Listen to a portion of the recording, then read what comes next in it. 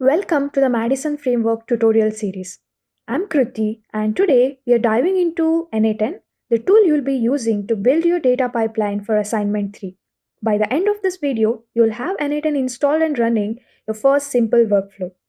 Remember our ship it philosophy, functional delivery over perfection. So, what is n8n and why are we using it? n8n is a workflow automation tool that lets us connect different services and APIs without writing complex code. For your Madison project, you'll use it to collect data from various sources like social media, websites, or specialized APIs.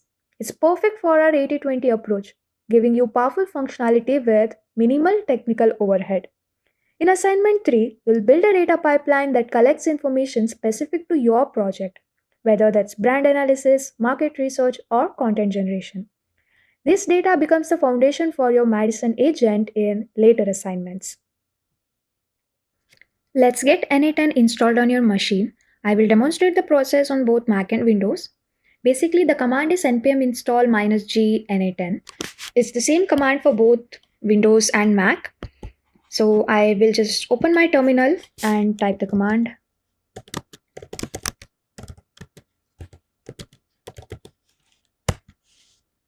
It's going to take some time to install n8n and all the dependencies. Let's just wait.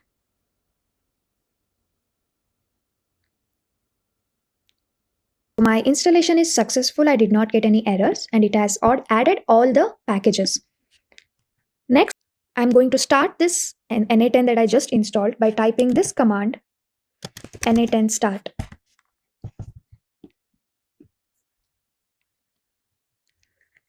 This is the message you should see that says n8n is running on my local host. I'm going to copy paste the URL and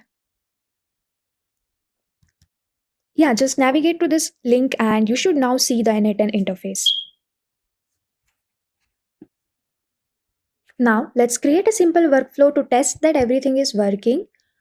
Click on create workflow and give it a name test workflow as we're just testing right now. And let me just explain the basic terminology. So this area where you're going to be creating your workflow and adding all the steps, this is called a canvas.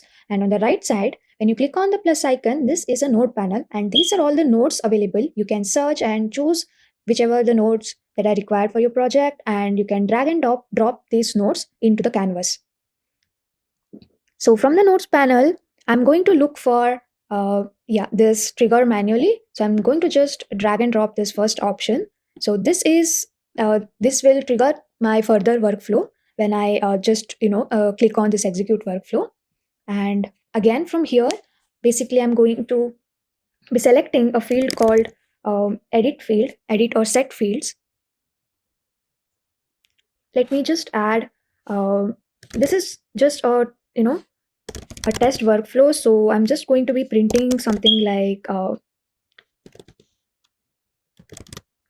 n8n is working or it's set up.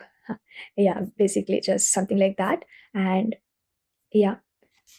last node is going to be a no operation. This basically it does nothing. It the output is basically the same as input. It does not perform any of the operations. So I'm just going to be adding this and save my workflow and click on execute. Let's see. Oh yes, you can see the value that the message that n8n is working. The same what I inserted or what I added in this set or edit field.